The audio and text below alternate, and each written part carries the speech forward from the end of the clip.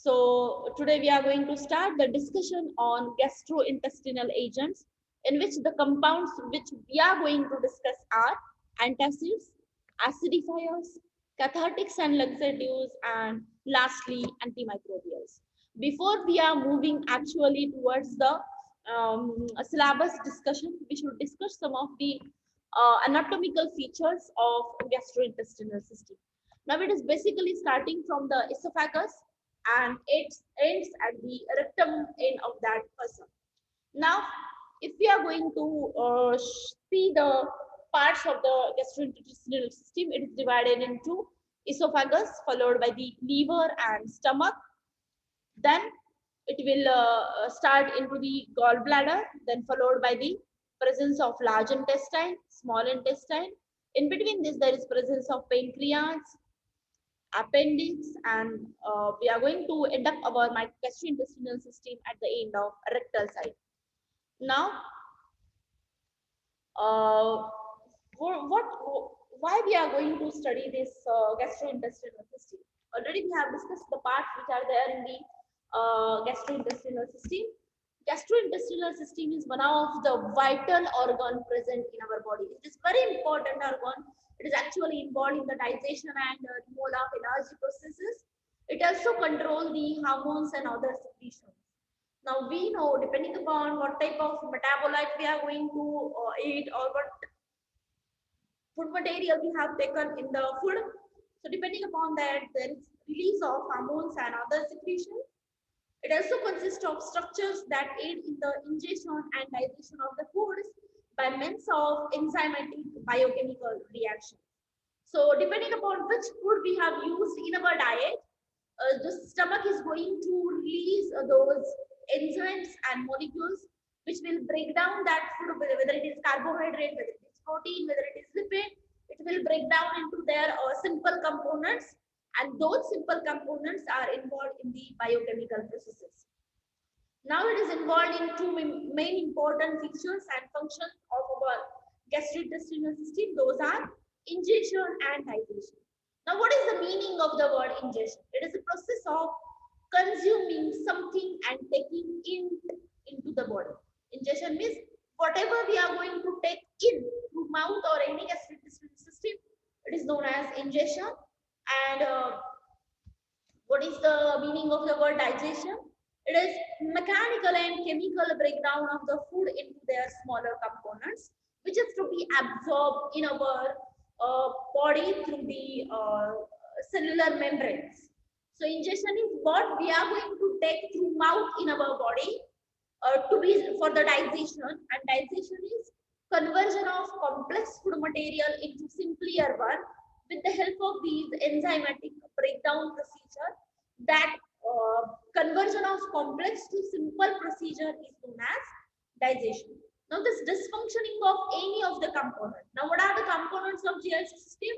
It contains esophagus, stomach, intestine, in which small intestine and large intestine, and lastly rectal end. If any of the dysfunctioning of any of the part of the GI compartment, it will lead into human illness and discomfort. Now we are moving towards the main organ and basic organ of the gastrointestinal system is stomach. Now what are the different parts of the stomach?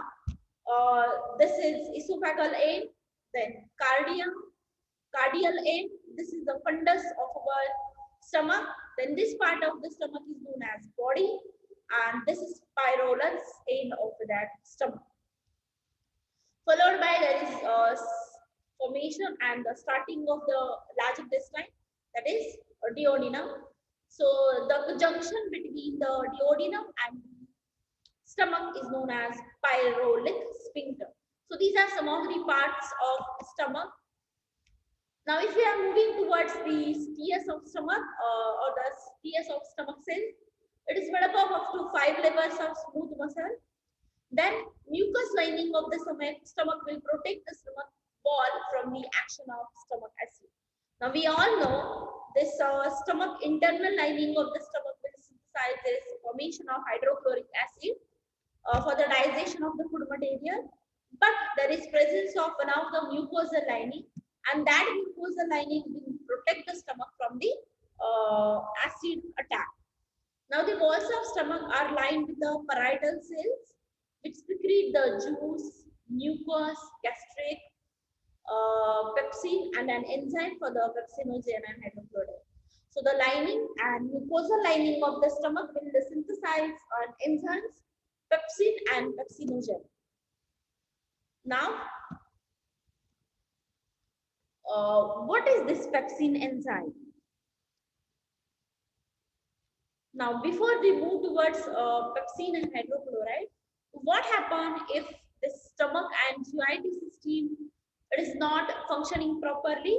In the case when the functions of GIT are impaired, the following conditions will occur. What type of conditions will occur if any of the compartment of gastrointestinal system will disturb his functioning?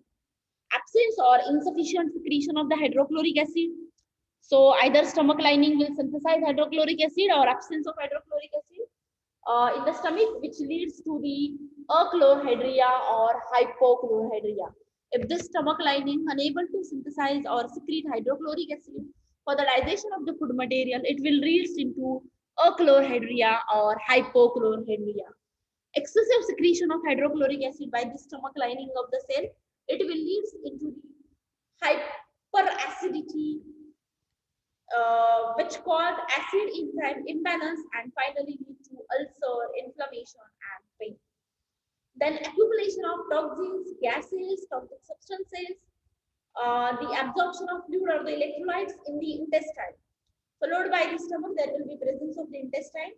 And if this intestine having large surface area, absorb many of the nutrient molecules.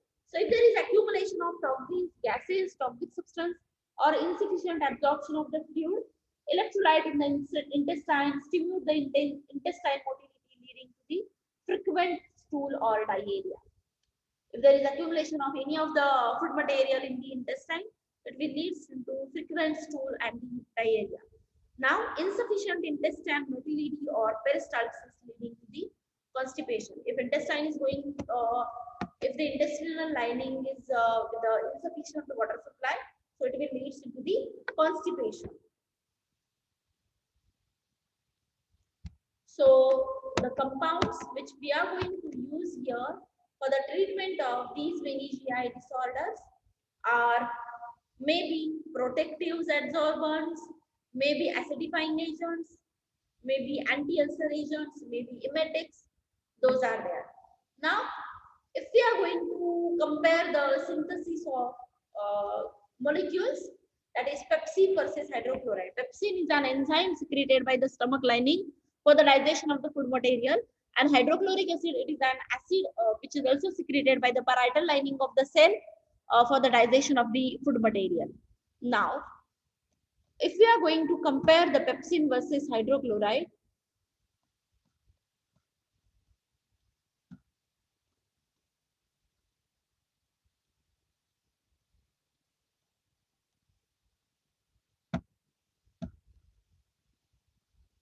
now it is moving. Then if the pepsin is most effective in any very acidic condition. See, what is pepsin? It is the enzyme secreted by the stomach lining for the digestion of the food material. But this functioning of this pepsin enzyme, it will be in the specific pH and it will require the acidic pH for its functioning. So this acidic pH will be offered by the stomach lining for the synthesis of hydrochloric acid. And this pepsin enzyme is inactive at higher pH level. Thus, this hydrochloric acid present in the gastric juice, which is secreted by the parietal cell of the cell, helps to regulate the activity of pepsin molecule. Now, what is the function of this pepsin and hydrochloride? This pepsin and hydrochloride combinedly involved in the acidification of the food. Then both of them will kill many microorganisms if they are associated with the food material. So they will stop harmness to our body. Then it also provides the acid environment needed for the effective digestion of the pepsin. As we all know, pepsin is going to have its higher activity in the presence of acidic pH, that is pH 2, and if there is will be an increasing in the pH, pepsin will lose its activity. Now, what is the junction and what is the mechanism how there is secretion of the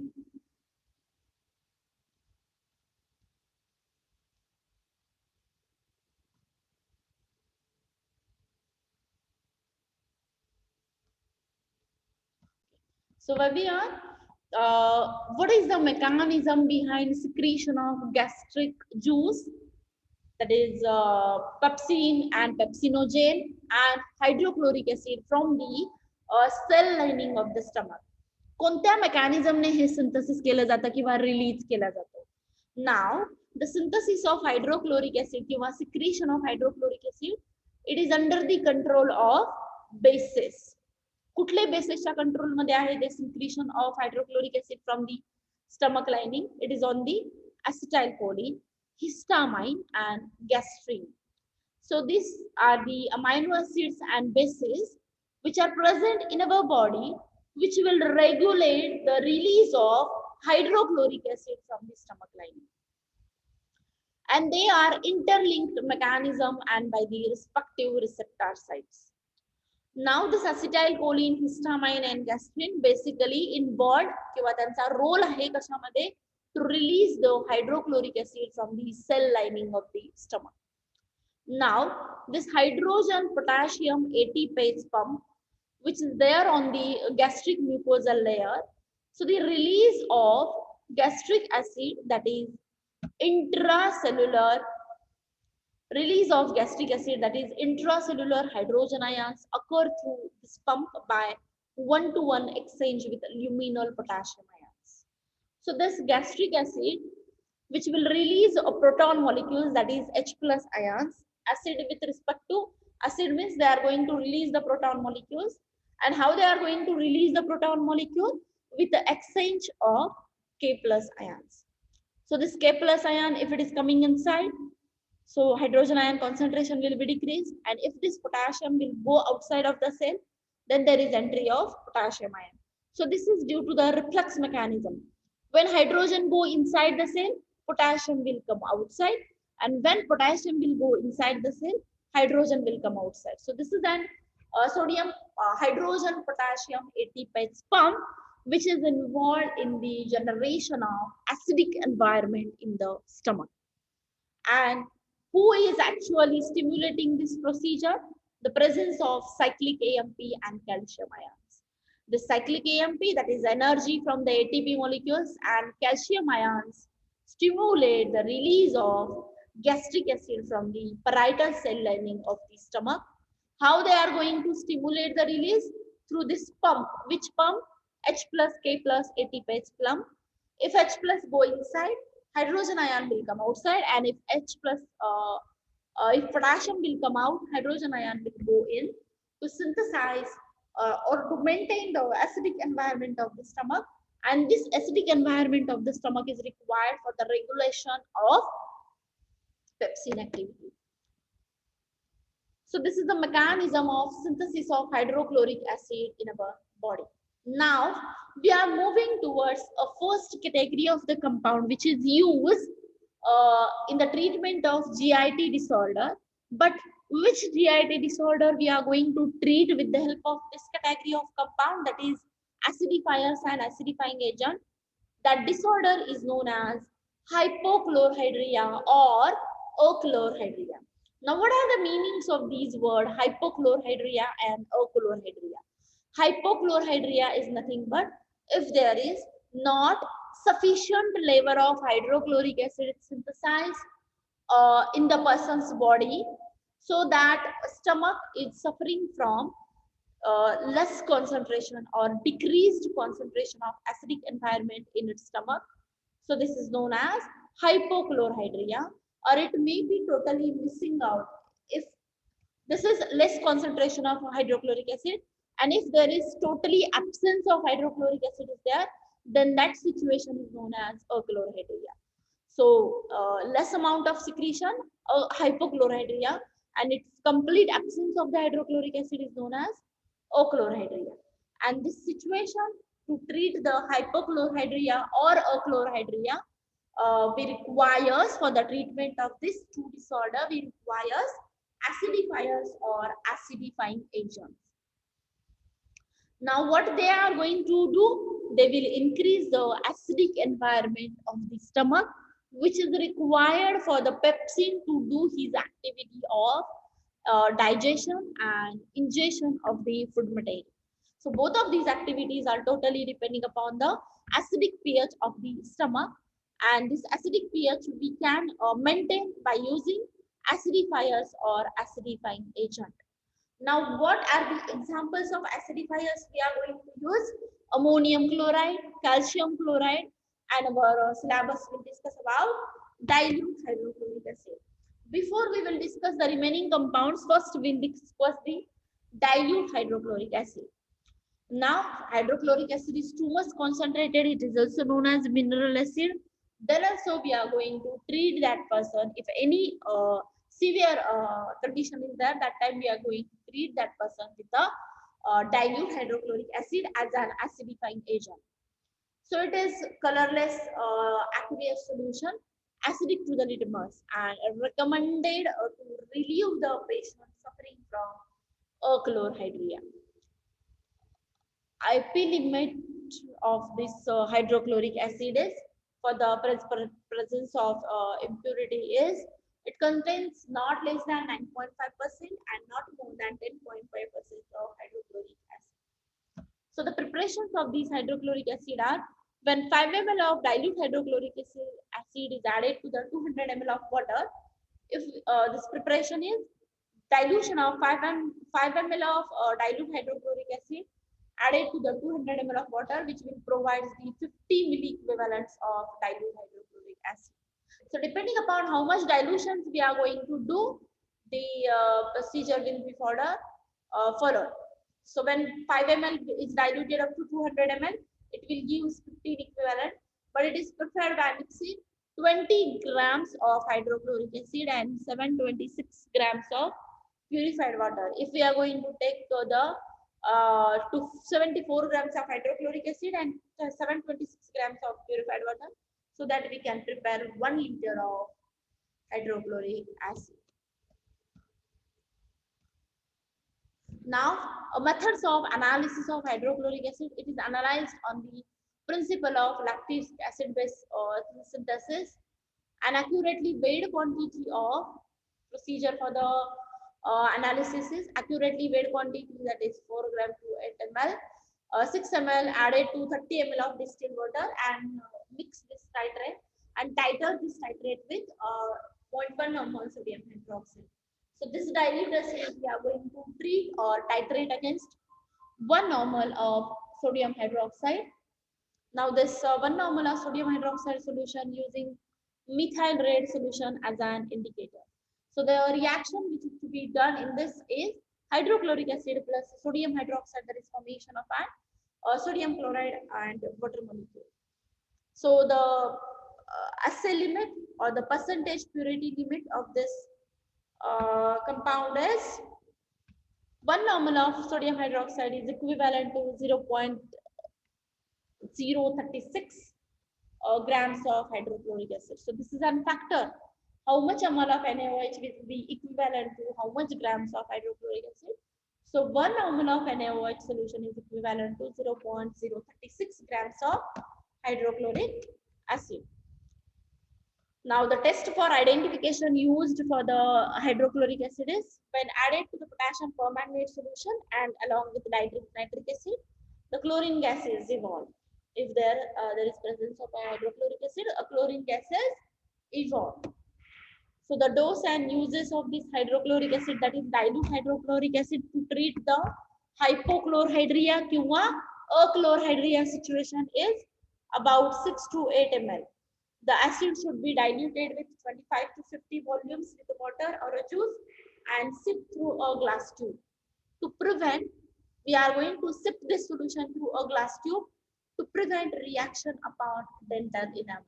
Now, we all know the dental enamel is susceptible towards the acidic environment. So in order to avoid the reaction of acid with the dental enamel, we have to sip this hydrochloric acid with a glass tube or straw. It is taken during or after the meal, given in conjunction with iron therapy or in chromic anemia. So it is given in along with iron therapy or in hyperchromic anemia. So the category of dilute hydrochloric acid, it is used as an acidifier. Now the next compound from the acidifying agents is ammonium chloride, having molecular formula NH4Cl. The molecular weight of ammonium chloride is 53.49 grams. Now, it is also known as systemic acidifier, expectorant, and diuretic. So it is used in the treatment of cough also. So it is known as expectorant, and it is also used as a diuretic to increase the urine flow of that patient. So it is hygroscopic white crystalline powder soluble in the water, alcohol, and glycerin. Ammonium chloride acts by stimulating the gastric refluxes. So this ammonium chloride will act as an acidifying agent by increasing the activity of gastric cells. And how they are going to increase the activity of gastric cells? By stimulating the gastric refluxes, that is causing uh, irritation by ammonia or amine. So they will cause the irritation to the stomach line bonding to synthesize the hydrochloric acid. Now the assay procedure followed for the determination of purity limit of ammonium chloride is, this is modified Vollard method. Solution of substance acidified with nitric acid, and it is taken with a measured quantity of silver nitrate. So yesterday only we have seen the reaction between hydrochloric acid and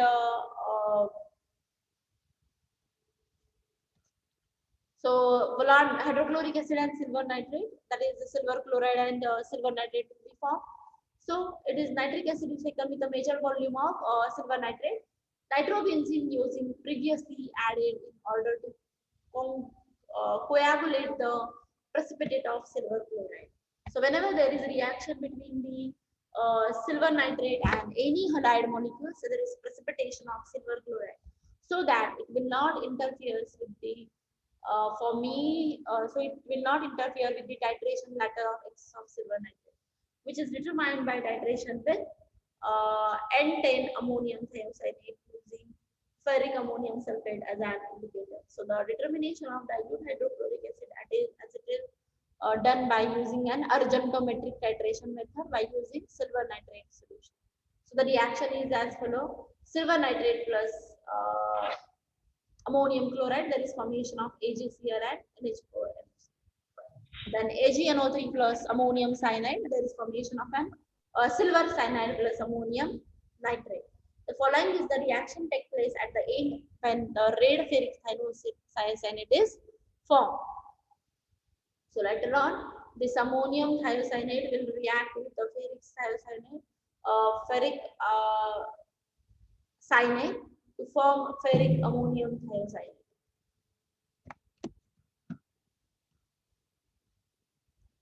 Now the assay procedure for assay of sodium. Assay procedure for the assay of ammonium chloride is, ammonium chloride is made by reacting hydrochloric acid with ammonia. So this is a method of synthesis of hydrochloric acid by reacting ammonia with hydrochloric acid to form ammonium chloride. So the dose for them is 3 to 6 gram per day in divided doses. Now the next order is peptic ulcer. So today we will stop here.